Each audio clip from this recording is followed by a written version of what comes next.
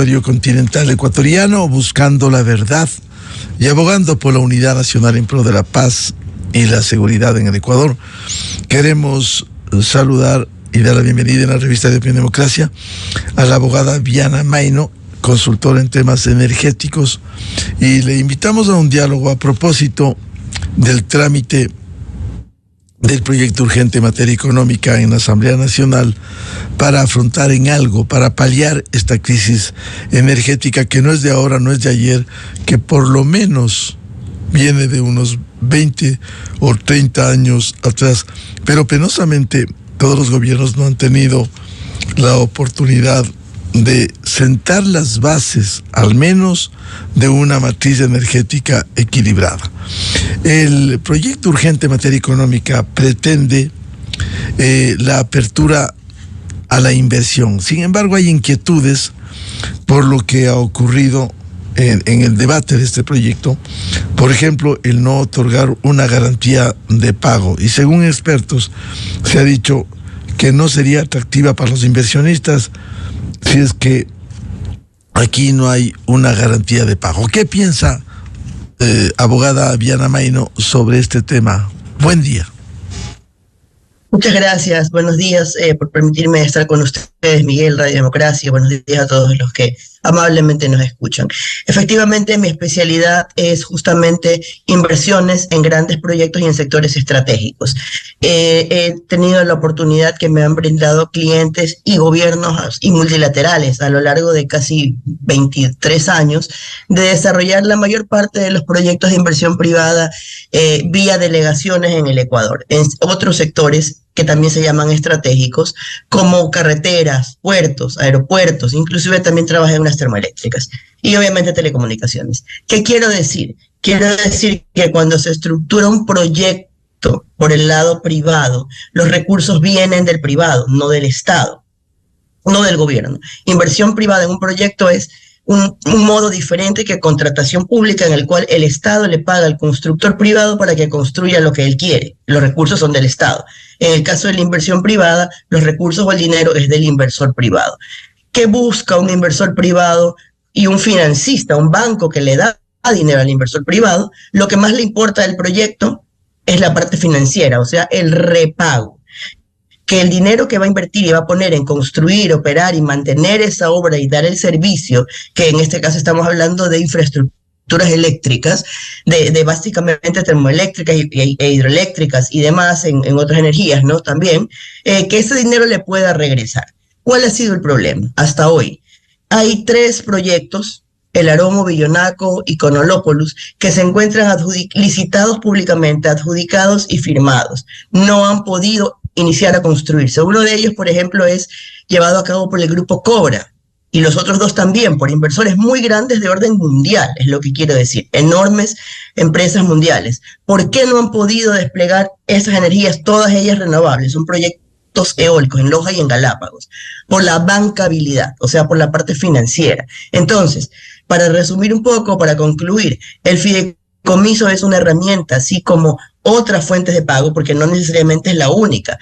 Esto es, por ejemplo, notas de crédito. Quienes manejan energía, así como los constructores con el IVA, que pueden cruzarlo con el Estado. Asimismo, quienes manejan energía debieran poder cruzar sus notas de crédito para concluir pagos. El fideicomiso, ¿qué significa? Que las tarifas de las distribuidoras eléctricas, que son el nodo 3 del sector eléctrico, el que distribuye la energía en zona, y el que cobra las tarifas a nosotros, los usuarios, que esa energía la pueda poner en el fideicomiso, que es una especie de cuenta bloqueada, y se vaya sumando y ahorrando. ¿Para qué? Para que cuando llegue el momento de pagarle a ese inversor por haber provisto la energía, porque el inversor le va a vender la energía al Estado, lo que sucede es que el Estado no le da hasta hoy seguridades de pagarle. Por eso los proyectos que mencioné, los 3, no han arrancado, porque no hay seguridad alguna de que el Estado le pague, lo mandan a la cola de los acreedores. Con el fideicomiso se reúnen los fondos, se conservan los fondos allí, se ahorran, por decir así, los fondos de la recolección de tarifas eléctricas en el fideicomiso en un banco,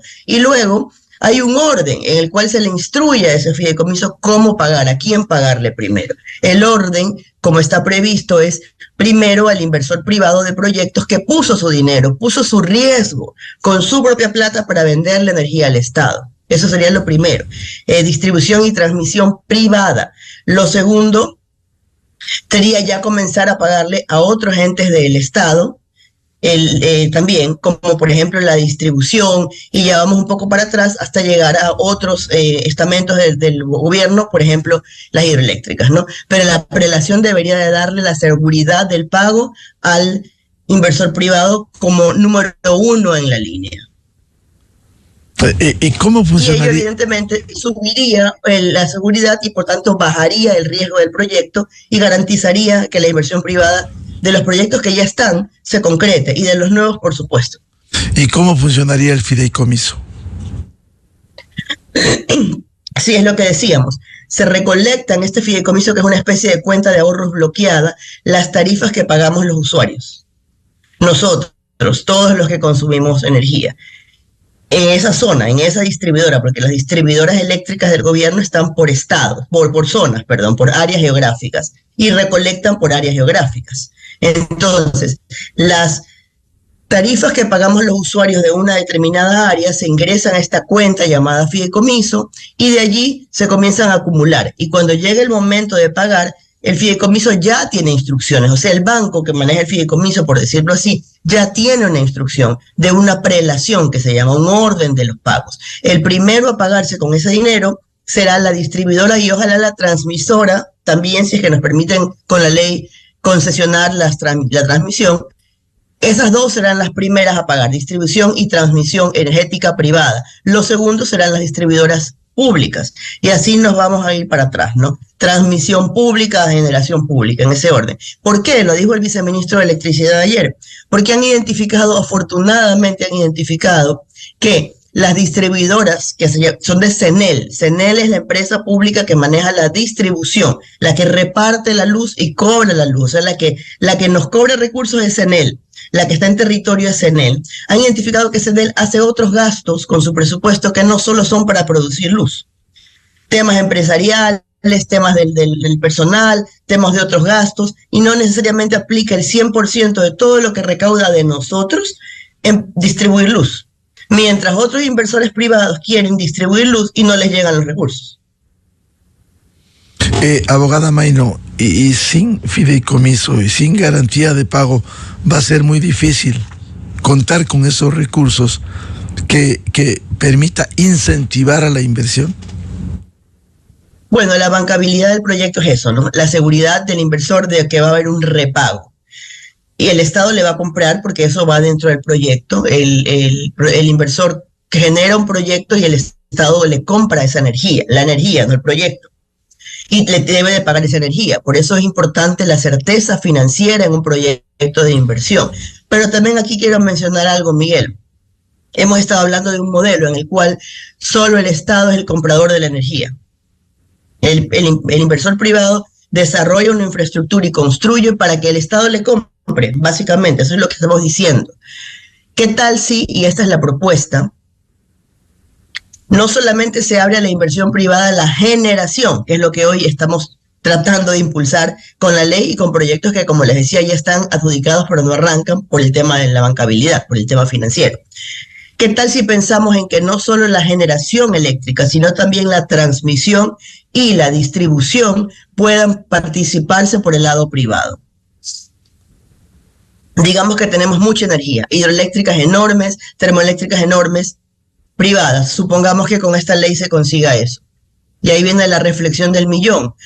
¿Cómo llevamos la energía a sitio, a destino? Porque la hidroeléctrica puede estar en un lugar muy remoto en la Amazonía y, por ejemplo, se necesita esa energía en la Sierra Central. ¿Cómo se la lleva? Por redes de transmisión. Pero si esas redes de transmisión siguen en propiedad estatal, a la cual se le paga una tarifa por pagar, y no crecen, no se desarrollan, no se modernizan, no hay nuevas redes de transmisión, la energía se puede quedar estancada en el sitio en donde se la produjo, pero no va a llegar a su destino. Entonces el despliegue de nueva transmisión es fundamental y también debería de permitirse en ello participar el privado. Y finalmente, también, y con esto enlaza con su pregunta, la distribución. El privado pudiera generar a través del ejemplo que estamos poniendo en hidroeléctrica, energía, llevarla a través de sus redes de transmisión que construyó y obviamente otros también se puede conectar a esa red, beneficia al Estado. Y tres, puede generar distribución también. ¿Por qué? Porque hay áreas en donde el Estado, en cambio, CENEL, el famoso, no llega. Y entonces, ¿qué tal si tuviéramos mucha energía, tuviéramos redes nuevas, pero cuando llegamos al lugar solamente se puede distribuir a través de la distribuidora del gobierno, que no tiene la capacidad de llegar a estos lugares nuevos? Entonces, es como estar truncos, ¿no? La participación privada en un sector debe ser integral, debe poder hacer toda la operación, todo el mantenimiento y llegar a poder brindarle al usuario final, usted y yo, las personas, las empresas, opciones. ¿Qué opciones tenemos hoy? Me gusta el ejemplo del celular, ¿no? Porque tenemos empresas públicas y empresas privadas compitiendo. Si queremos un servicio de celular o internet fijo, tenemos la opción A, B y C, público y privado. Y escogemos y competimos y el servicio también pues entra en competencia, en su calidad, en su disponibilidad. ¿Qué pasa con la energía? Eso no sucede. No hay cómo. Usted o contrata con CENEL, que es la distribuidora pública, o no tiene energía. ¿A qué precio, a qué calidad, a qué disponibilidad, a qué horario? Eso usted no escoge. Entonces, también creemos que esa participación privada en los tres sectores, generación, distribución y transmisión, debe de abrirse al sector privado necesariamente para que haya una competencia. En ningún momento estamos diciendo que el Estado salga del juego, ni que se retire, ni menos. Estamos diciendo nada más que el Estado entre a competir en lo que se llama en Colombia, caso real, el mercado mayorista. Se venden bloques de energía. Entonces una industria productiva, una gran agroindustria, podría escoger a quién comprarle la energía en contratos de largo plazo. ¿A dónde voy con eso? A que si yo fuese un inversor privado, represento a un inversor privado que quiere desplegar en estos sectores, ya no me preocupo tanto de que solo sea el gobierno el que me pague, porque también puedo tener clientes privados que me paguen. Y si me paga el cliente privado y el gobierno por lados diferentes, mi riesgo se reduce, se equilibra. Y entonces, ¿qué va a pasar? Voy a invertir más. Me van a dar más préstamos internacionales, voy a poder desplegar más. Y al final, ¿quién se beneficia? El usuario privado, los ciudadanos, nosotros. Este es un diálogo con la abogada Viana Maino desde Boston, Estados Unidos. Ella es consultora en inversiones en sectores estratégicos. Abogada Maino, cuando usted habla del mercado mayorista de Colombia como ejemplo, ¿cuánto daño hizo el mandato constituyente 15 en el gobierno de la Revolución Ciudadana?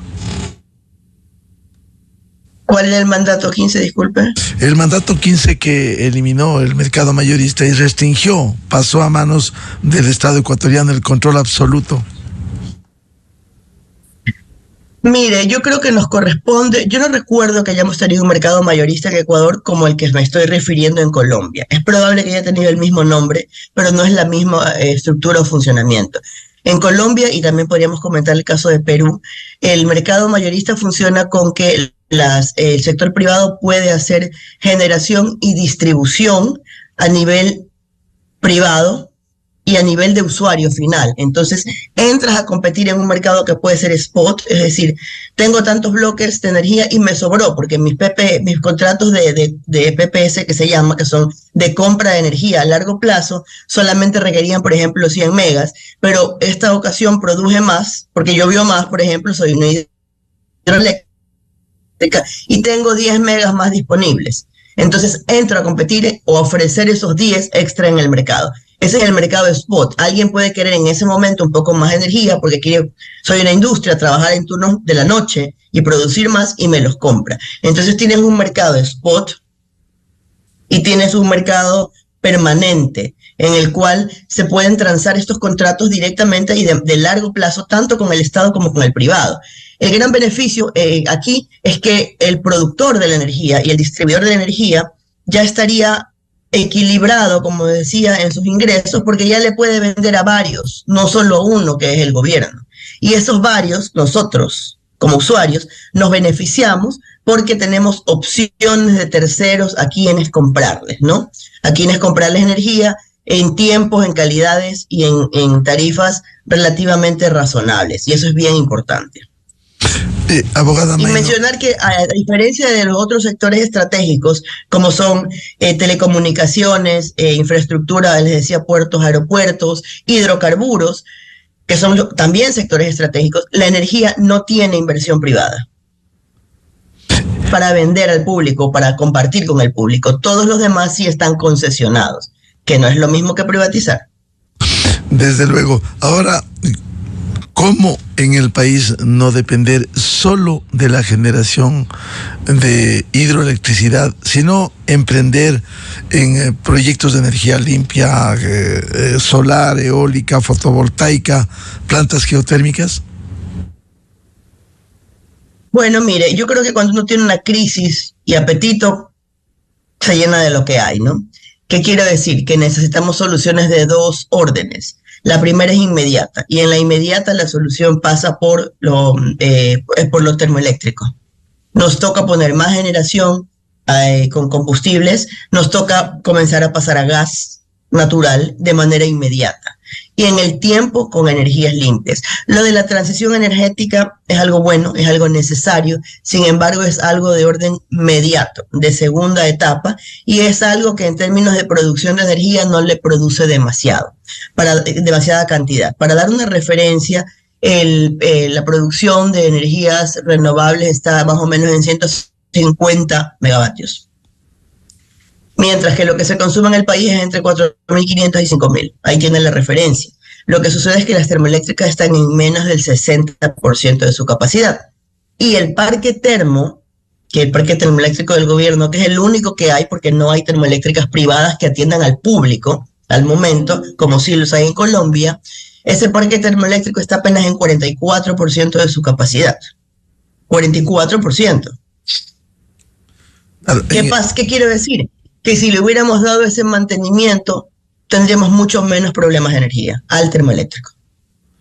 Ahora, en el caso ecuatoriano dependemos más del 70% de las centrales hidroeléctricas. No llueve, hay estiaje, no se llenan los embalses y vienen los problemas serios como hemos tenido las últimas décadas. Sí, pero a ver, le comento algo. Colombia tiene 66% de dependencia hidroeléctrica, es casi lo mismo. Pero ¿qué sucede? Su parque termoeléctrico, que es el de respaldo, sí funciona y se activó.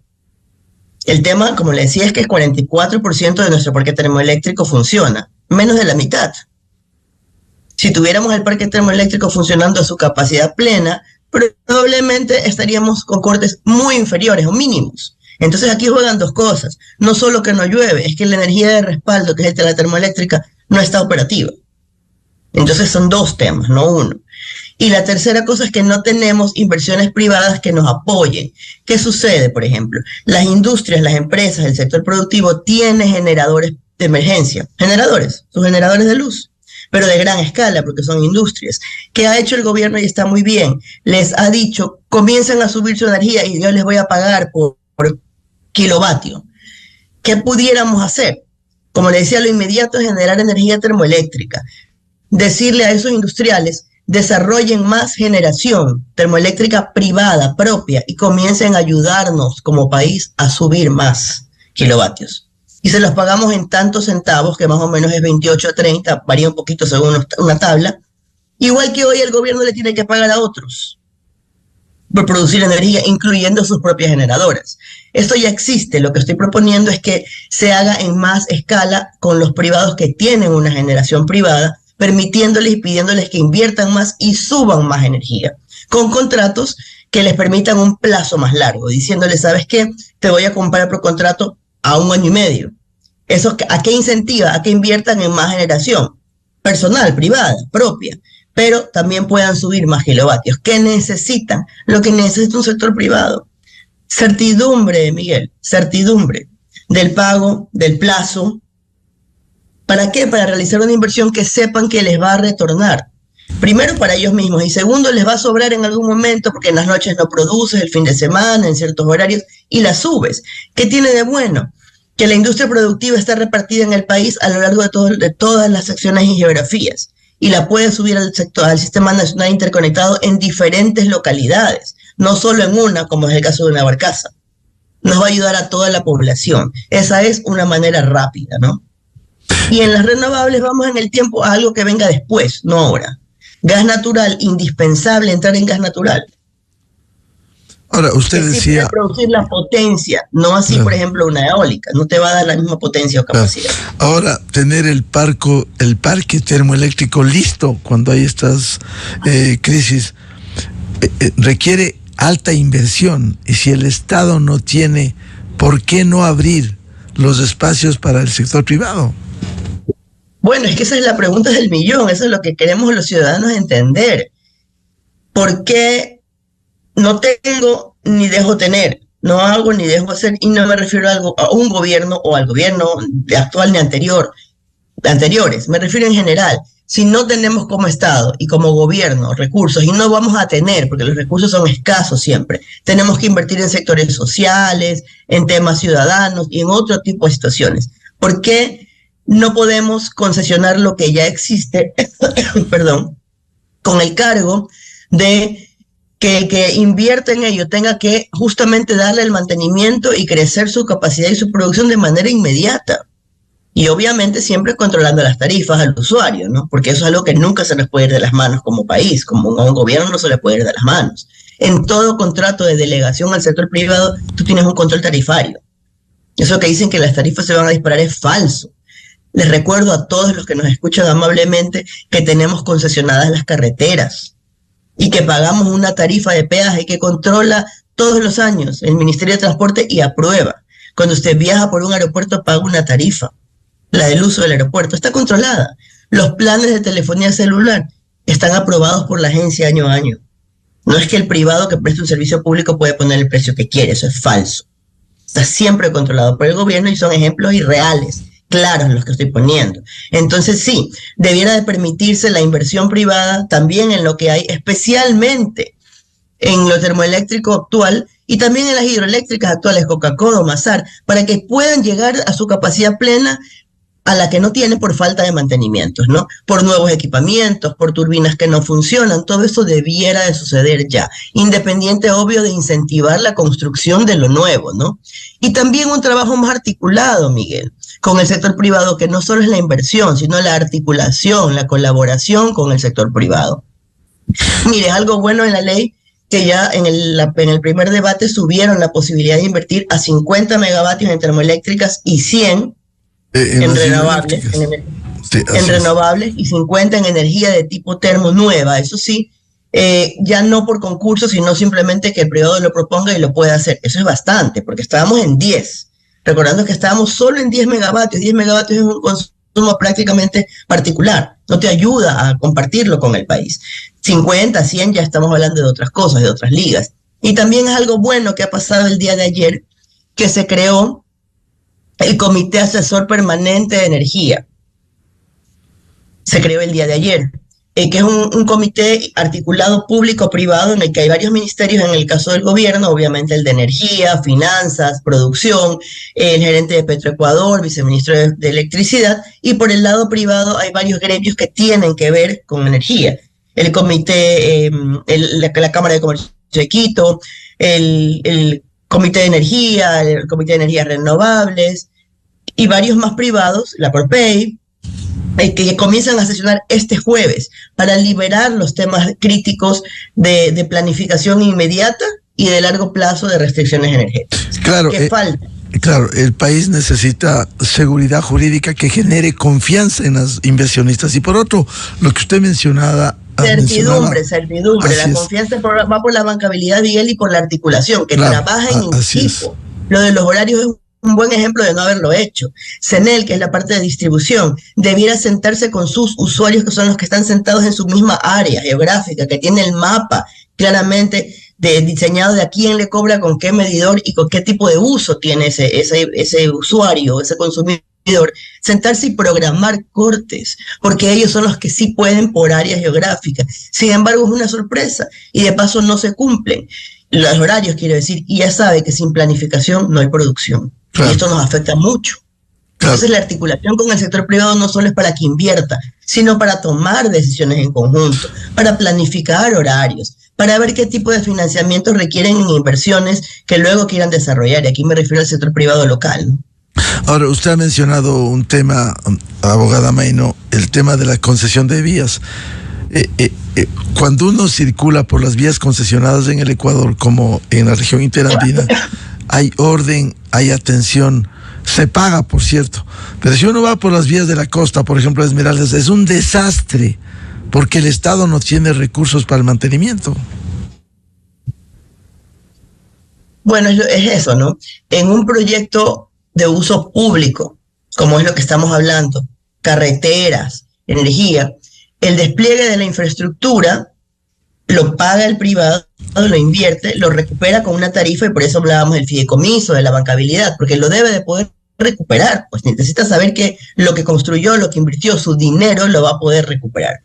Pero también tiene lo más importante del lado del Estado, la obligación, Miguel, de dar una buena calidad de servicio, con niveles de servicio que se miden con indicadores, con valores de cobro de tarifas que están preestablecidas. Esto quiere decir que no puede ni cobrar más, ni cobrar cosas nuevas, no autorizadas. Y tiene que mantener la calidad en eso, o el performance, en esos ratios, en esos niveles, y se lo va midiendo para eso. Y si no lo hace, se lo penaliza. Entonces, al final, ¿quién es el beneficiado? Porque también quiero recordarles que no es que pagamos energía barata como usuarios. Sin embargo, ¿qué calidad tenemos? En realidad no hoy. En general nuestra energía es deficiente, los electrodomésticos se dañan, hay cortes, hay variaciones, de voltaje que dañan los equipos. Y eso, imagínense, si para un ciudadano es un problema con su refrigeradora, lo que puede ser para una industria productiva que sus equipos, sus líneas de producción tengan un problema de variaciones de voltaje o de potencia, de capacidad. Esto es muy grave. Y aquí hay que entender también que el sector productivo es el que más energía consume, porque también es el que más produce.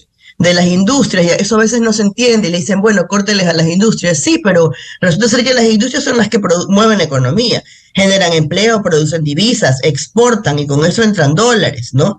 Y comienza a circular y a moverse el aparato económico del país, que es de lo que todos también nos beneficiamos, somos parte de la economía. Restringir la energía en la industria significa afectar a la economía del país, ¿no? Entonces, el tema de los cortes sí debiera de planificarse por CENEL de la mano con ese sector productivo y buscar soluciones que nos afecten menos a todos. Bien, la revista de Opinión Democracia agradece a la abogada Viana Mayno, que desde Boston, Estados Unidos, nos ha atendido. Ella es consultora en inversiones de sectores estratégicos. Muy amable, abogada Mayno. Gracias, que tengan buenos días todos. Muy buen día. 7:43 en el territorio continental ecuatoriano. Vamos a una pausa y ya volvemos buscando la verdad para hablar del juicio político a la ministra del Interior. Hoy, 8:30 en la Asamblea Nacional. Invitados el asambleísta Ramiro Vela, de la provincia del Tungurahua, y el constitucionalista doctor Javier Palacios. Desde 1984 con Gonzalo Rosero. La revista de Opinión Democracia.